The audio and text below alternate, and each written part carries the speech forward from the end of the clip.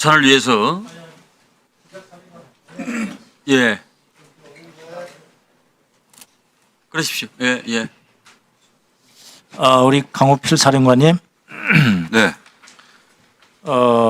아까 계엄군이 지상작전사령부에는 없었다 이렇게 말씀하시는 맞습니까? 네 그렇습니다. 그러면 12월 3일 날 22시 40분경 김용현 전 국방장관 주재로 정군 주요 지휘관회의가 개최됐는데 그때 참석을 했습니까? 참석하지 않았습니다. VTC로 연결돼 있죠, 다. 그때는 제가 공간에 있었고 공간에서 보고를 받고 상황실로 오고 있는 과정에 있었고 도착해 보니까 그 회의는 벌써 끝나고 저희들은 거기에 대해서 직접적으로 지작사에서 VTC를 연결하는 과정 속에 있었고 먼저 나와 있던 3개 부대에 대해서 임무를 줬다고 제가 그럼 보고를 결국은 받았고 그 주요 지휘관회의에서는 그 사령관은 참석을 못했다. 화상회의인데. 저도 참석 못했고 지작사도 참석을 안 했습니다. 그럼 계엄을 아까 어떻게 알았다고 했어요?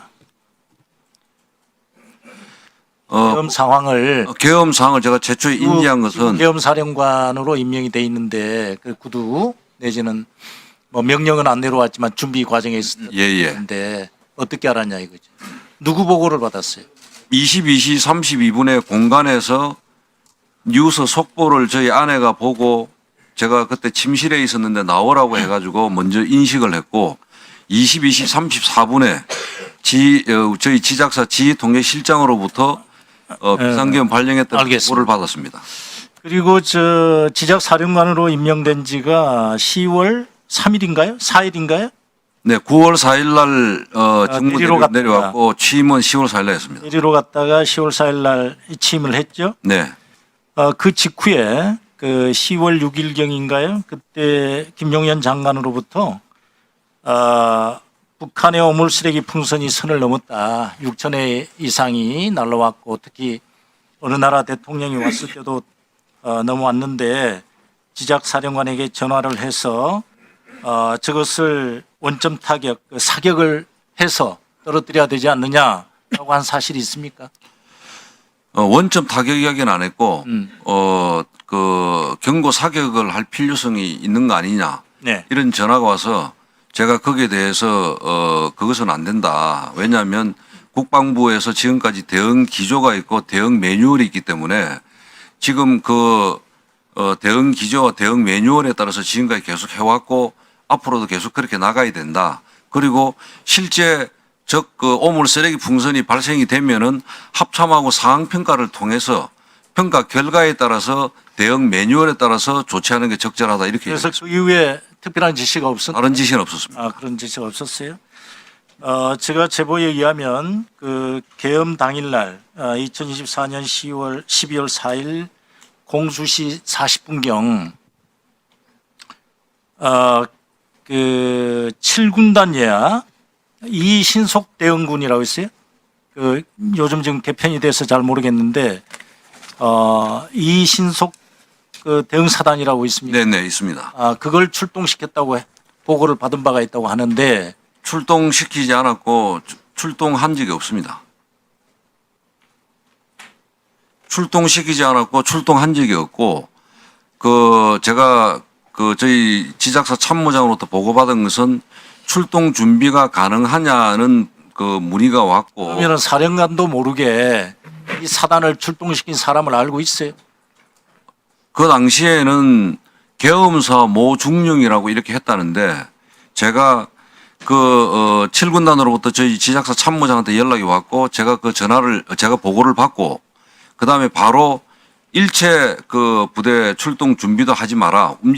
일체 사령관 승인 없이는 부대 움직이지 마라. 그 이렇게 지시했습니다. 사단이 출동 지시를 받았다라는 보고는 누구로부터 받았어요? 출동 지시를 받은 게 아니고 출동 준비가 준비를 가능하냐 이런 하는 걸 누구로부터? 그것을 이신속 대응 사단장이 7군단장한테 보고했고 7군단장이 저희 지작사 참모장한테 전화가 왔고 저희 참모장이 저한테 보고를 해서 제가 그 보고를 받고 두 가지 이유 때문에 중지를 시켰습니다. 첫 번째는 01시 01분인가 그때 합참에 국회에서 확인했나요?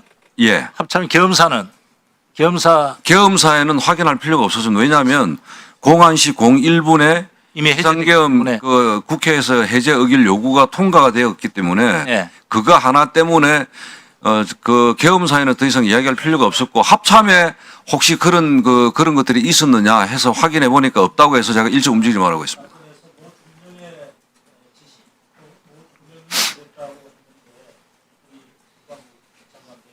예.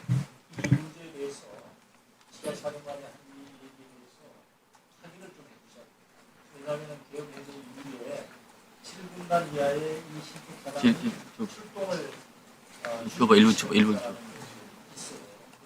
부분이 사실인지, 왜냐하면 제2계엄이라든지 이런 의혹이 있지 않습니까? 그래서 보병사단을 출동시키려고 준비를 지시했다는 게 지작사령관도 지금 모르고 있다는 거 아니에요.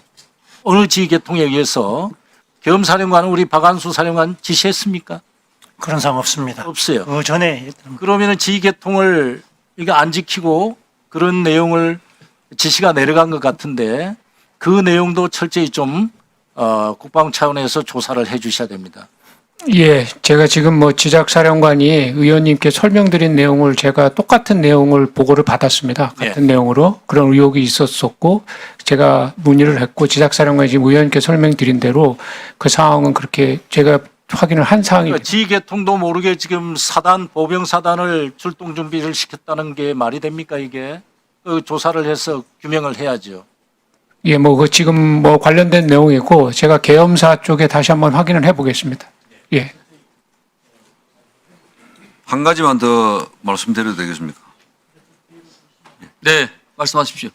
제가 그 비상계엄 이후에 보고를 받고 지휘통제실에 가서 합참의 경계태세 격상에 따라가 전방 감시를 쭉 이렇게 대비태세하고 이런 걸 체크를 했고 00시 31분경에 이제 TV에서 보니까 여러 다른 부대들이 뭐 그 출동하는 것이 방송이 되고 있었습니다.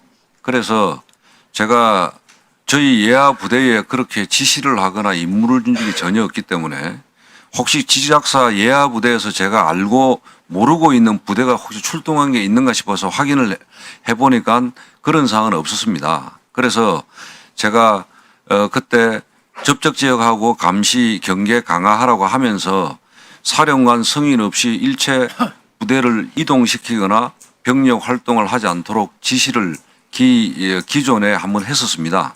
아마 그런 거하고 연계해서 그 이후에 저한테 그렇게 보고가 들어왔지 않는가 그렇게 생각합니다. 이상입니다. 네.